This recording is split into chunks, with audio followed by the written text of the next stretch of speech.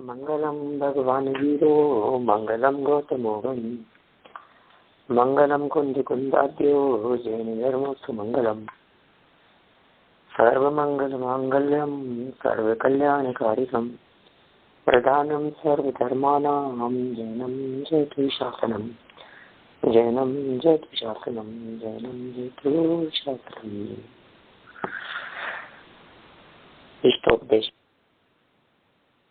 38 number श्लोक तक की हम यहाँ चर्चा कर चुके हैं। पिछले प्रकरण को भी आप लोगों को याद दिलाऊं तो उस प्रकरण में इतना कहा गया था कि ये जीव तो 6 महीने तक जगत के कोलाहल से विराम लेकर आत्म अनुभव का अभ्यास कर। तुझे आत्मा का अनुभव अवश्य ही होगा। तुझे आत्मा की प्राप्ति क्यों नहीं होगी, ये समझदार कलश 34 के आधार पर बात की गई।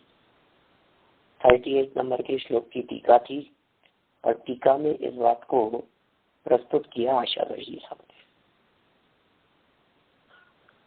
अमृत चंद्राचार्य का कलश कोट किया गया। आपको ये भी ध्यान होगा प्रकरण इस प्रकार का चल रहा था कि जैसे जैसे आत्म तत्व अनुभव में आता जाएगा वैसे वैसे उसको पंचेंद्रिय विषय भोग नहीं सुहाएंगे। फिर पलट करके दूसरी दिशा में कहा कि जैसे जैसे पंचेंद्रिय विषय भोगों से विरक्ति होगी वैसे वैसे आत्म अनुभव का अभ्यास भी बढ़ता चला जाएगा। ये बहुत सुंदर, मतलब दोनों तरफा बात कहकर के बहुत मजबूत बात कह दी गई कि हे जीव, यदि तू आत्म अनुभव करना चाहता है तो तू जगत से विरक्त हो। ये जीव, यदि तू आत्म अनुभव का अभ्यास करना चाहता है, यदि तू ये चाहता है कि मैं आत्मा के अनुभव का अभ्यास करूं, तो तुझे निश्चित तौर पर पंचेंद्रिय विषयों से विरक्ति करनी ही चाहिए। और फिर दूसरी बात कही कि तू यदि आत्म अनुभव करने के लिए प्रयासशील होगा, तो आत्मा की रुचि उत्पन्न करेगा, तो आत्मा का परिचय प्राप्त करेगा, तो फिर विषय भोगों से विरक्त भी अपने आप ही हो जाएगा, है ना। तो दोनों तरफ बातें हुई। हमें क्या करना है? बुद्धिपूर्वक भोगों से विरक्त और बुद्धिपूर्वक अपने ज्ञायक स्वभाव का परिचय। ये दो काम हो गए। इसमें वो दोनों गाथाएं आ गई, 37 और 38। इन दोनों श्लोकों की चर्चा इसमें शामिल होगी। वापस बोलता हूं एक बार, पंचेंद्रिय विषय भोगों से विरक्ति और दूसरा अपने ज्ञायक आत्म स्वभाव का परिचय। ज्यो ज्यो आत्म स्वभाव का परिचय बढ़ेगा त्यों त्यों विरक्ति में बल मिलता चला जाएगा, और ज्यो ज्यो विरक्ति होगी त्यों त्यों आत्म स्वभाव का बल बढ़ता चला जाएगा। ये दोनों एक दूसरे से जुड़ी हुई है। बाहर का रस टूटेगा तो अंदर का रस आएगा, बाहर में रस टूटे तो अंदर में रस आए, ऐसा स्वरूप है। मतलब आंतरिक रस के लिए, अंदर अतीन्द्रिय आनंद के लिए, अतीन्द्रिय आनंद की तड़प के लिए, प्राप्त करने की उत्कंठा के लिए, तड़प नहीं कह करके उसे उत्कंठा कहें, उसका उत्साह कहें, तो समझ लीजिए आप जैसे जैसे उत्साह बढ़ता है आप सब विकल्प जालों से मुक्त हो जाएंगे। अंतिम चरणों में ऐसी बात भी हमने पढ़ी थी कि तू समस्त संकल्प विकल्पों का त्याग कर, विषयों से मन को हटा, एकांत में आत्मावलोकन करने का अभ्यास कर। गारंटी देगी रिटर्न में। दुनिया में कौन व्यक्ति गारंटी देगा आपको, ये बताओ मेरे को। आज हम आप लोग कभी किसी भी व्यक्ति को कोई गारंटी देते भी हैं, मान लो तो मौखिक बोलते हैं अपन, मैं गारंटी ले रहा हूँ ना, मैं गारंटी देता हूँ साहब आप निश्चिंत रहिए, ऐसे वर्बली हम बोलते हैं। और यदि कोई व्यक्ति हमसे ये कहे कि ठीक है आप गारंटी की बात कह रहे हैं ना, आप एक स्टाम्प पेपर ला करके उसके ऊपर रिटर्न में लिख करके दे दीजिए, नोटरी से साइन करवा लीजिए, अटेस्टेड करवा लीजिए उसको और नोटराइज करवा करके हमारे को दे दीजिए। बोलो फिर कितने लोग तैयार होते हैं उसके लिए? रिटर्न में देना ये बहुत बड़ी चीज होती है। आचार्य अमृत चंद्र स्वामी जैसे समर्थ आचार्य वो ये कह रहे हैं 6 महीने, षण मासम एकम, 6 महीने के लिए अभ्यास करके देख। 6 महीने के लिए अभ्यास कर। कैसे नहीं होगा, अवश्य हो है प्राप्ति। बनारसी दास जी ने इसका भावानुवाद भी बहुत अच्छा लिखा नाटक समय साल में। क्यों नहीं हो है प्राप्ति, अवश्य हो है प्राप्ति, ऐसे शब्दों के प्रयोग किए हैं उन्होंने। एक 6 महीने तू कहनो मेरो मान ले, जगत से उदास होकर के। क्या हम तैयार हैं इस चीज के लिए? बोलो। हमें आत्मा का अनुभव तो करना है। मैं सबसे बात कर रहा हूँ, सभी आत्मार्थी लोगों से। हम सब आत्मा के अनुभव का अभ्यास तो करना चाहते हैं। अभ्यास क्या कहें, अनुभव करना चाहते हैं सब। हम लोग सब आत्मार्थी हैं, हम लोग सब इसी मार्ग में लगे हुए हैं। हमें ऐसे लगता है कि हाँ आत्मा का अनुभव हो जाए। कितने समय, बोलो कितना टाइम चाहिए आपको आत्मा के अनुभव के लिए? कितने वर्ष हो गए? और कितने वर्ष लगेंगे? लगता है आपको ऐसा कुछ कि कुछ करना चाहिए हमारे को? क्या करें इसके लिए? लगता ही नहीं हमारे को।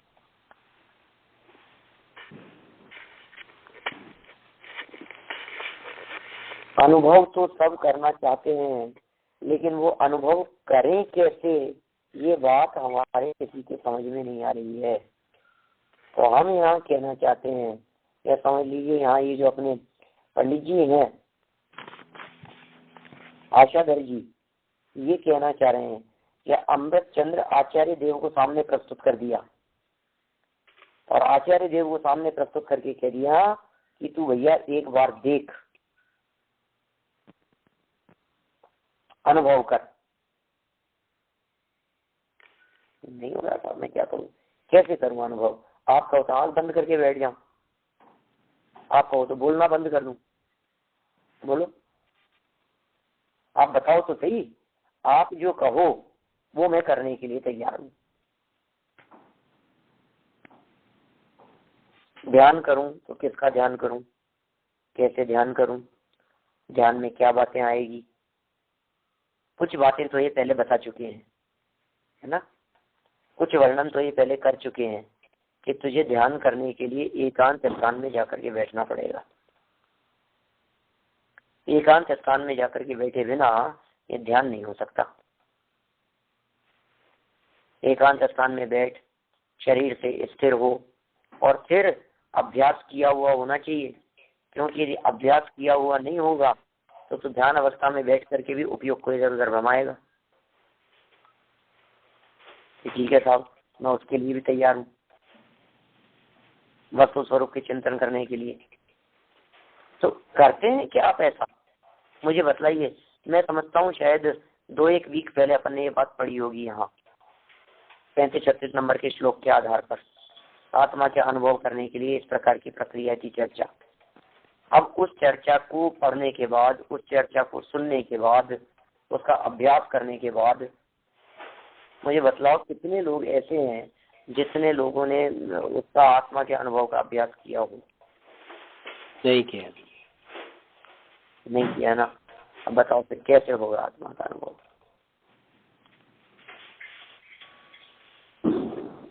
नहीं होगा, आसान नहीं है इसका मतलब। सीधी सीधी सी बातें। हम तो सोच रहे थे कि हो जाना चाहिए, लेकिन खाते खाते तो होगा नहीं, नहाते धोते तो होगा नहीं, प्रवचन सुनते सुनते तो होगा नहीं। सर्व जगत से और सर्व संकल्प विकल्पों को छोड़कर 6 महीने के अभ्यास के लिए कह रहे हैं। ये रिटर्न में लिख करके दे दिया अमृत चंद्र स्वामी ने कि 6 महीने ही लगते हैं, इससे ज्यादा नहीं लगते। यदि आपको इससे ज्यादा काल लग रहा है, इसका मतलब है कहीं न कहीं ट्रैक में गड़बड़ी है, कुछ न कुछ गड़बड़ी हो रही है।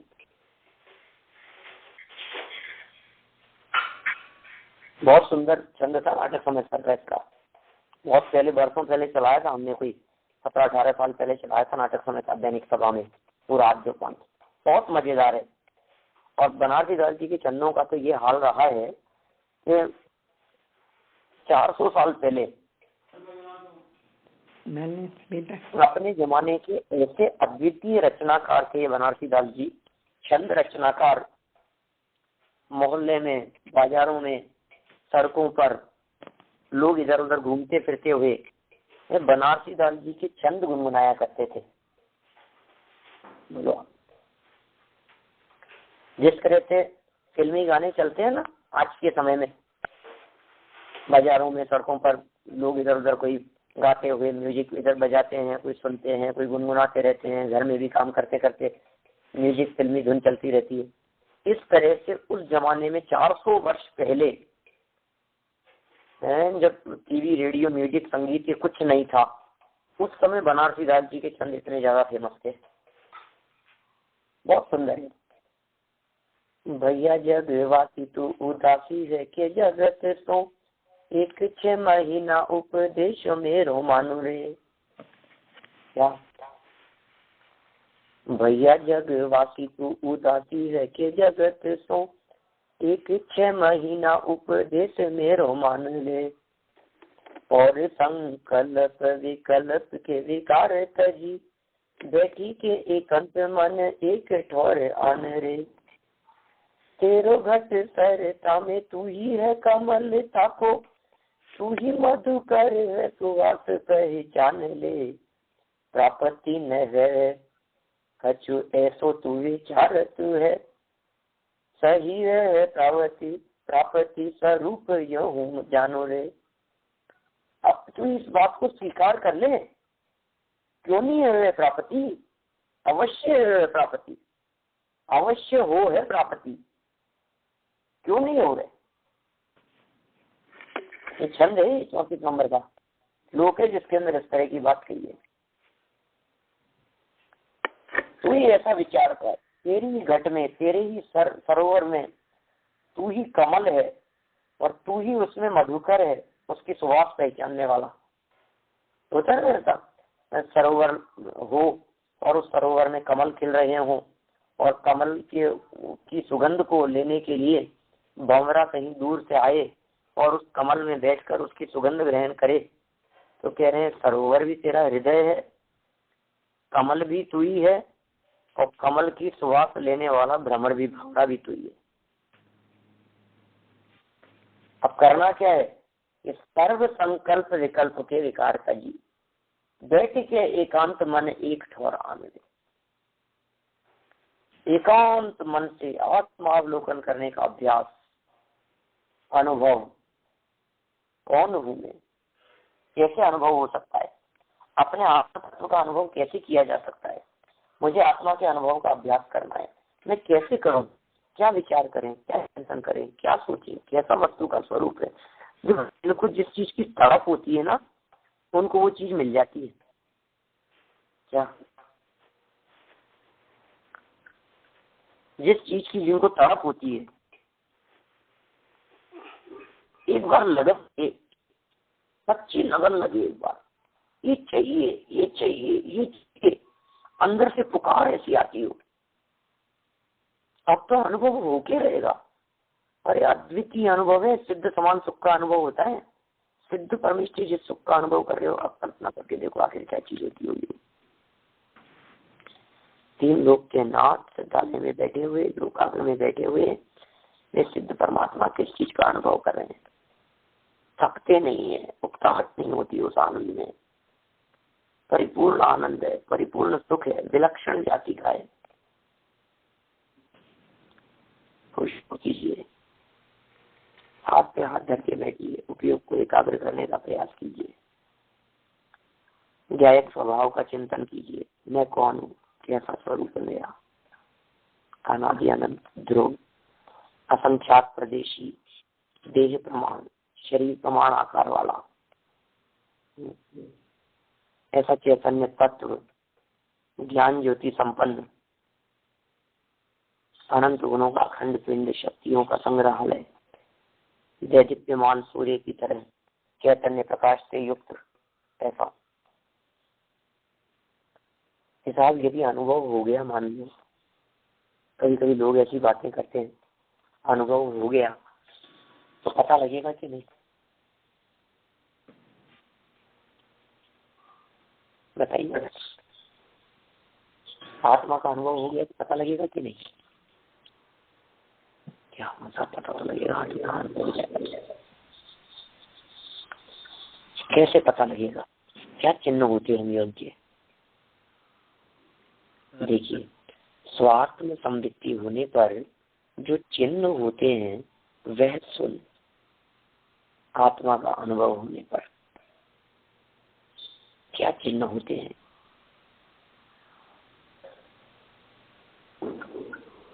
39 नंबर श्लोक।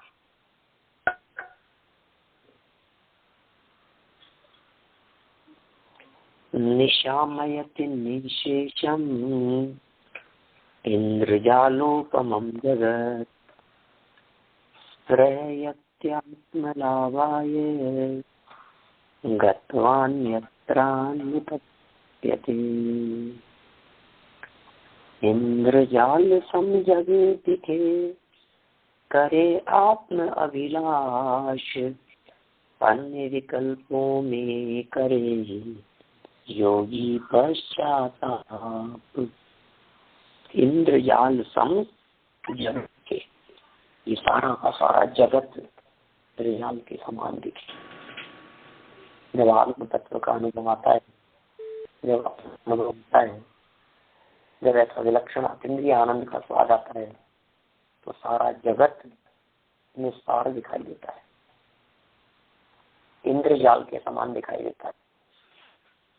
छल लगता है पूरा का पूरा जगत असार है, इसलिए सर्व जगत से दृष्टि हटाओ और बस एक पर दृष्टि दो, बस एक गायक की दृष्टि, एक है दृष्टि देने योग्य। हाँ जी, सुन रहे हैं आप लोग? हेलो, हाँ जी, सुनाई दे रहा है आपका। कौन बोल रहे हैं? आपका म्यूट कर दीजिए प्लीज। हाँ, कैसा आनंद होता होगा वो, जिस आनंद को सिद्ध परमात्मा भोगते होंगे, अरहंत भगवान भोगते होंगे आनंद काल के लिए। जगत और पंचेंद्रिय विषय भोग, इनमें मिलने वाले आनंद से अनंत गुना अधिक विलक्षण जाति का आनंद होता है। कभी सोचते हैं हम उसके बारे में? लाइफ चल रही है, बीत रही है, कट रही है, हाँ हाँ चल रही है, बस ऐसे निकल रही है, गुजर रही है। भाई साहब, वो जो अंदर में बैठा है ना प्रकाशमान एक तत्व, इस देह रूपी देवालय में विराजमान अंदर का चैतन्य तत्व जो भीतर बैठा हुआ है, कपड़ों के भीतर नहीं, देह के भीतर, मोह राग द्वेष से भिन्न, कर्म से भिन्न, ऐसा तत्व होगा। कब दर्शन होंगे उसके? झूम जाता है व्यक्ति, आनंद की लहर दौड़ती है अंदर में, ऐसा आनंद आता है। क्या कह दिया? सारा जगत इंद्रजाल के समान दिखने लगता है। आत्म की ही अभिलाष रहती है, अन्य विकल्प में करे योगी पश्चाताप। अन्य यदि कोई विकल्प उसको उठते हैं तो उसको पश्चाताप का भाव जागृत होता है, उसको खेद खिन्नता होती है, मुझे विकल्प क्यों आ रहे हैं? ये जगत मेरे रहने के लिए नहीं है, ये जगत मेरे लिए नहीं है। तो सोच बदल जाती है, चिंतन बदल जाता है, नजरिया बदल जाता है। अनुभव बड़ा अपूर्व है? अनुभव का स्वरूप बड़ा विचित्र प्रकार का है। अभी तो हमारे को भोग दिखते हैं, रस दिखता है, भोगों में आनंद दिखता है, विषयों में आनंद दिखता है। टीवी, परिवार, समाज, यश प्रतिष्ठा, वैभव, संपत्ति, सुख सुविधाएं, आराम आराम नहीं दिखते हैं अपन। ऐसा नहीं लगता अपने को हम लोग सुविधा भोगी जैसे हुए हैं। ऐसा नहीं लगता कि हम थोड़ा सा आलसी जैसे हो गए हैं, प्रमादी जैसे हो गए हैं? आप लोग तो सिर्फ बहुत सक्रिय हैं वहाँ अमेरिका में और ऐसे देशों में रह करके, बाहर रह करके, क्योंकि सब काम खुद करते हैं। हमें तो कभी कभी ऐसा लगता है कितने प्रमादी और आलसी जैसे हो गए हैं। ज्ञानी भी ऐसे प्रमादी होते हैं, लेकिन स्वरूप में प्रमादी होते हैं, निज स्वरूप में होते हैं, स्व स्वरूप में होते हैं, अपने स्वरूप में, निज स्वरूप में मग्न रहे, अपने ही स्वरूप में मग्न हो जाते हैं। अन्य विकल्प करते नहीं है प्रथम तो, और यदि दूसरे विकल्प आ भी जाते हो उनको पश्चाताप होता है। ये विकल्प हमें शोभा नहीं देते। होता स्वयं जगत परिणाम। मैं क्या विकल्प करता हूँ, मुझे क्यों विकल्प आ रहे हैं इस प्रकार के? सहज है, होनहार सहज है, ऐसा ही होगा, ऐसा ही होगा, सब हो जाएगा अपने आप। देखो सारा जगत इंद्रजाल के समान। इंद्रजाल मतलब समझे, इंद्रजाल मतलब माया, इंद्रजाल मतलब धोखा, इंद्रजाल मतलब समझ लीजिए आंखों पे पट्टी बांध दी। इंद्रजाल मतलब किसी ने सर पे बुरकी डाल दी।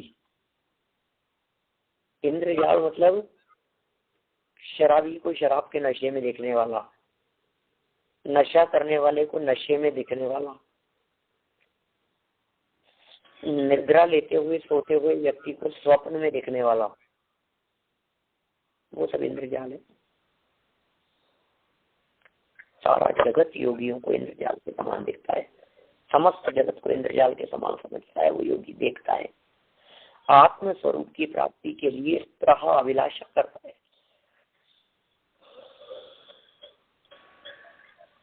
यद्यपि अनुभव हो गया है उसे, तो भी उस अनुभव की प्राप्ति के लिए स्प्रहा करता है, अभिलाषा करता है। और अन्यत्र अन्य विषय में यदि लग जाए मान लो, तो पश्चाताप करता है। उसे लगता है आज का तो मेरा दिन कितना वेस्ट हो गया, आज तो कितने मेहमान आ गए थे, आज तो हमारा टाइम बहुत वेस्ट हो गया, आज का दिन तो हमारा बहुत खराब चला गया। क्यों खराब चला गया? क्योंकि आज तो हमारे को वहां जाना पड़ा, आज तो मैं बिल्कुल स्वास्थ्य ठीक नहीं होने की वजह से मुझे दूसरे विकल्प आते रहे। वो उन विकल्पों का पश्चाताप करता है।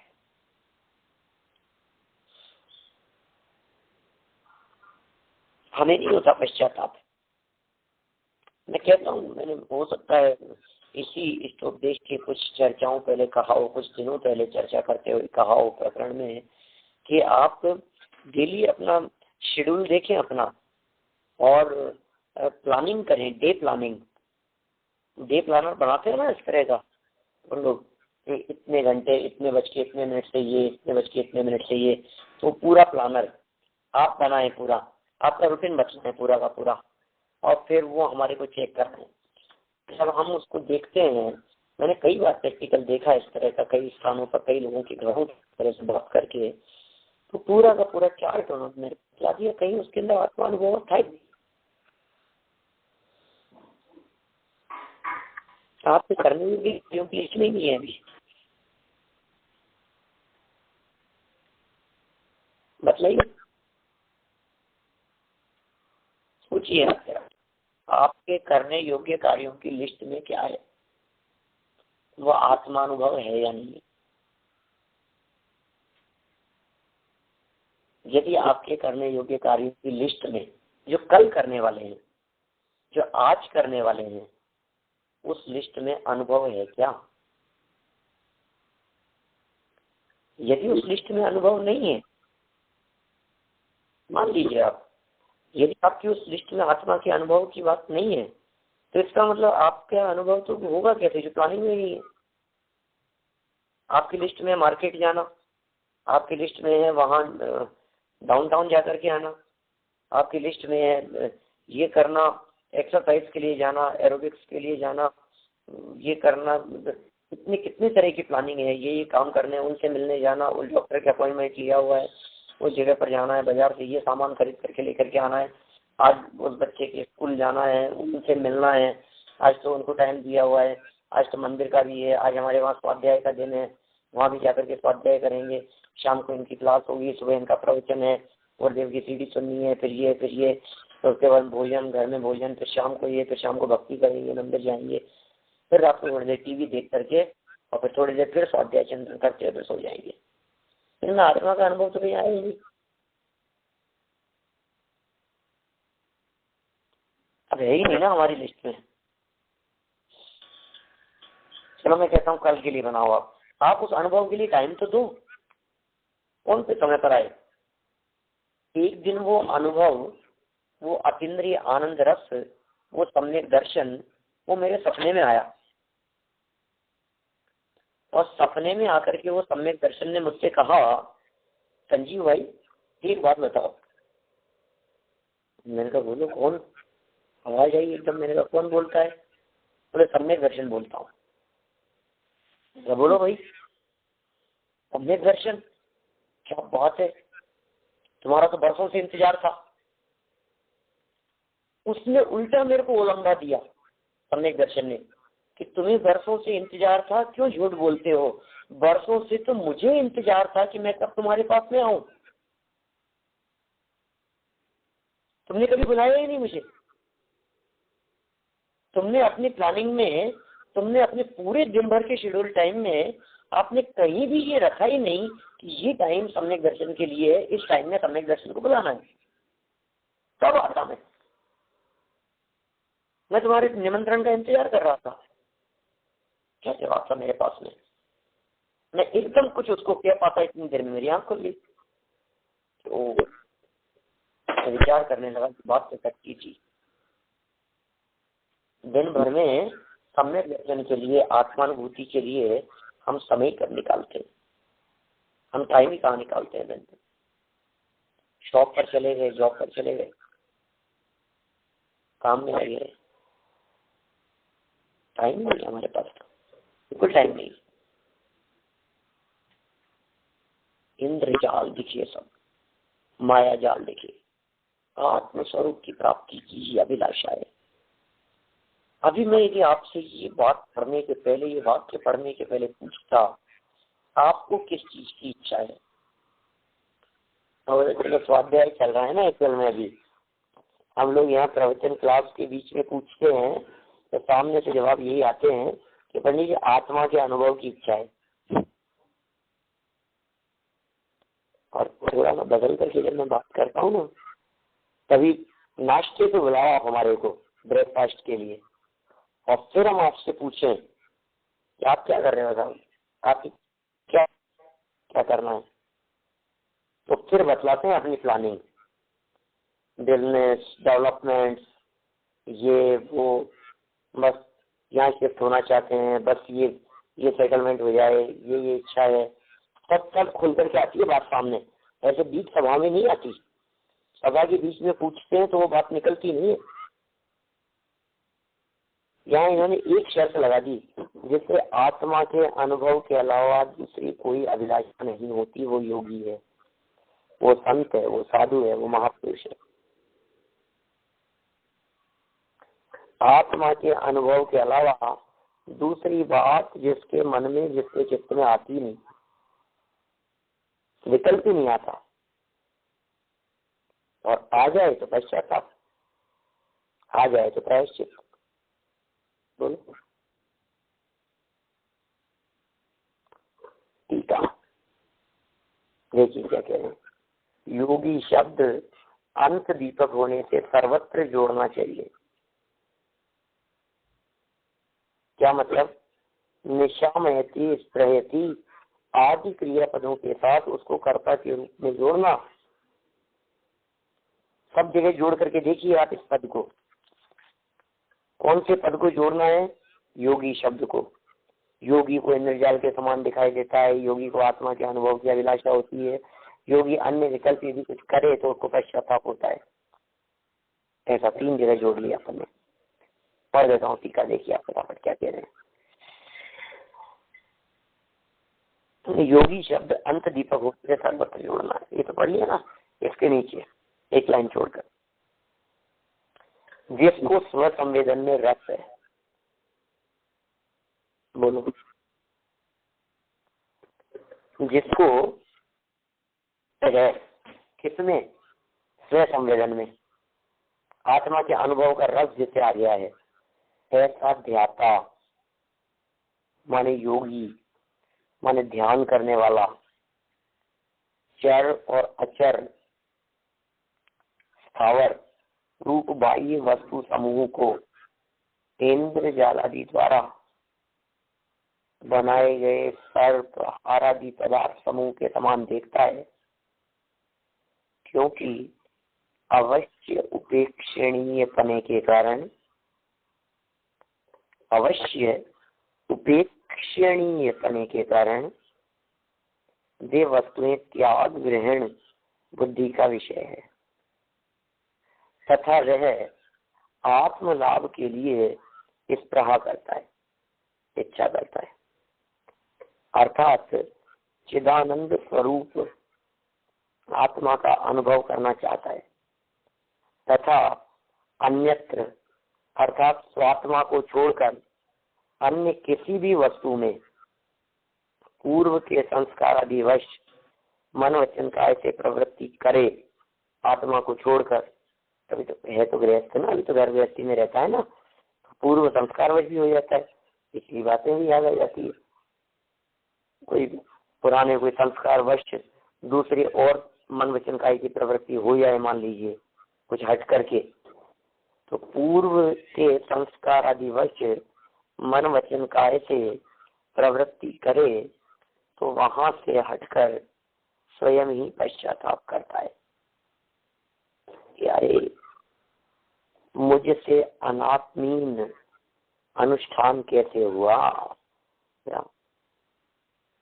अनात्मीन अनुष्ठान कैसे हुआ मुझसे, ऐसा विचार करता है। माने आत्मा के अहित रूप, ये अनात्म, आत्मा माने आत्मा, अनात्म माने आत्मा से, तो अनात्मीन माने आत्मा के विरुद्ध, आत्महित के खिलाफ अनुष्ठान कैसे हुआ, ये पश्चाताप करता है। बोलो, सब बातें आ रही है और क्या कहें।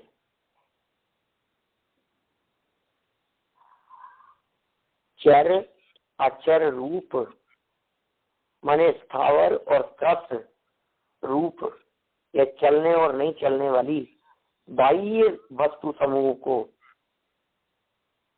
कैसा समझ रहा है, मायामयी स्वप्नमय यथा दृष्टम गांधर्व नगरम यथा, स्वप्न में जैसा दिखता है, स्वप्नमय यथा दृष्टम, स्वप्न में जिस प्रकार का देखता है, गांधर्व नगर आदि किसको स्वप्न में जैसे दिखाई देने लगते हैं, नगरी दिख रही है, नगर ग्राम ऊंची ऊंची बिल्डिंगें दिखाई दे रही है, तो स्वप्न था, आंख खुली और सब गायब। अब कह रहे हैं कि तू जो ये पर पदार्थों को अपना मानता है, इनमें आनंदित हो रहा है, इनमें सुख मान रहा है, तुझे ऐसा लग रहा है ये हमारे अपने हैं, इतना सब जो तेरे मन में विकल्प आ रहा है, ये एक बार गंभीरता से सोच। जैसे ही हृदय की आंखें खुलेगी, जैसे ही अंदर की आंखें खुलेगी, जैसे ही भीतर के नेत्र खुलते हैं, वो तीसरा नेत्र हृदय में जागृत होता है, तो फिर ये सारा का सारा माया जाल ये सब विघटित हो जाता है। आँख खुलने के बाद वो जो स्वप्न में देखा था ना हमने, आँख खुलने के बाद वो कुछ नहीं दिखाई देता, और दूसरी तरफ लगाओ इसको, आँख खुलने के बाद में वो सब तो नहीं दिखाई देता, तो दिखता क्या है, जो यथार्थता है वो दिखती है। इसी तरह से हृदय की आंख खुल जाने के बाद, ज्ञान नेत्र खुल जाने के बाद, श्रद्धा चक्षु बदल जाने के बाद, श्रद्धा चक्षु की दृष्टि बाहर से हटकर भीतर चले जाने के बाद, अब जो वास्तविक स्वरूप था, जो नित्य स्वरूप था, वो तो दिखता है, और जो अनित्य स्वरूप था, जो नहीं देखने योग्य था, जो क्षणिक था, जो क्षणभंगुर था, जो दृष्टि हटाने योग्य था, जो पर में मैं करके जो उलझा अटका हुआ था, सब छूट जाता है, सब छोड़ देने योग्य दिखता है। तो मन वचन काय से प्रवृत्ति करे क्या, फिर वहां से हटकर, मन वचन काय से प्रवृत्ति करे, फिर वहां से हटकर स्वयं ही पश्चाताप करता है। यदि संस्कारवश ऐसे भाव आ भी जाए तो बुद्धि पूर्वक तो आते नहीं है, बुद्धि पूर्वक तो लाता नहीं है। क्या बुद्धि पूर्वक वो विकल्प नहीं लाता इस प्रकार के, बुद्धि पूर्वक उसके मन में इस प्रकार के संकल्प आदि नहीं चलते। बोलो आप करो कोशिश, बुद्धि पूर्वक कहाँ चलते हैं संकल्प।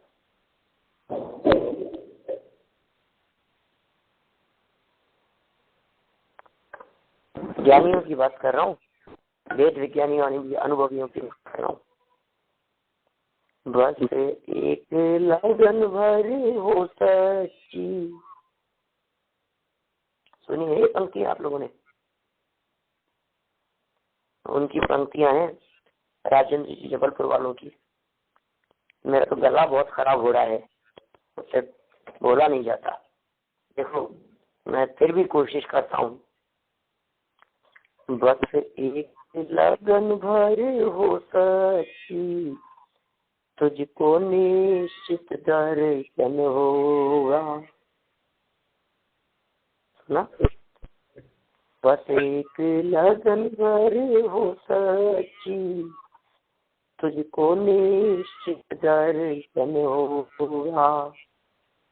जिसकी चरित्राई है सुंदर, तो वो कितना सुंदर होगा, वो कितना सुंदर होगा,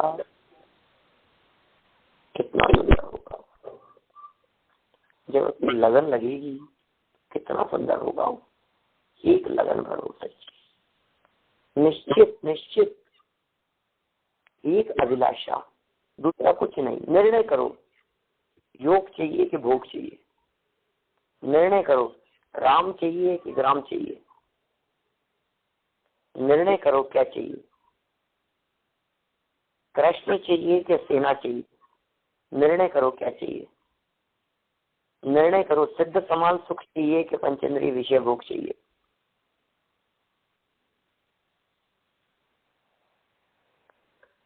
दो तो नावों में सवारी नहीं होती है।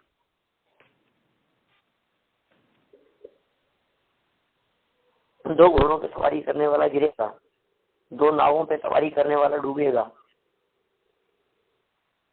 एक तरफ, एक लगन, एक लक्ष्य और कुछ नहीं।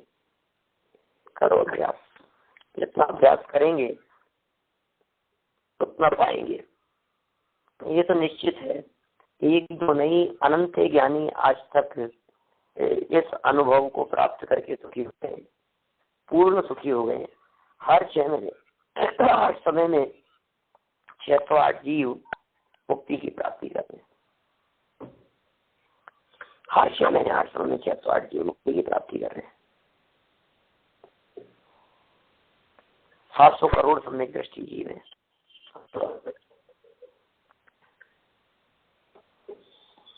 मनुष्य गति के जीवों की बात करता हूँ, 2.5 के कैसे हो रहे हैं। आत्मानुभवी है, 3.9 करोड़ मुनिराज है। बोलो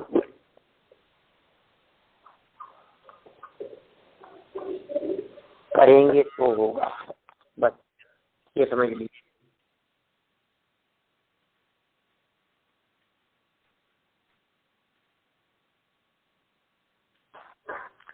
इसलिए करने की कोशिश कीजिए। नहीं करेंगे तो नहीं होगा, और करेंगे तो अवश्य होगा। ऐसा विचार करके आप सभी इस मार्ग में लगें, और जो मार्ग अपन ने अपना रखा है वो अवश्य ही आनंददायक मार्ग है।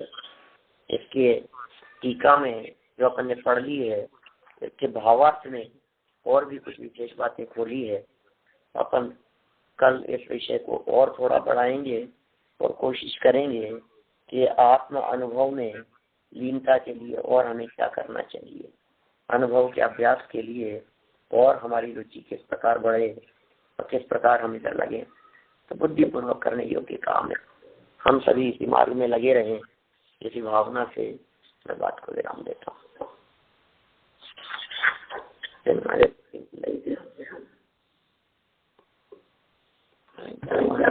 ज्ञान से सूझे लोकालोक, तो वाणी मस्तक सदा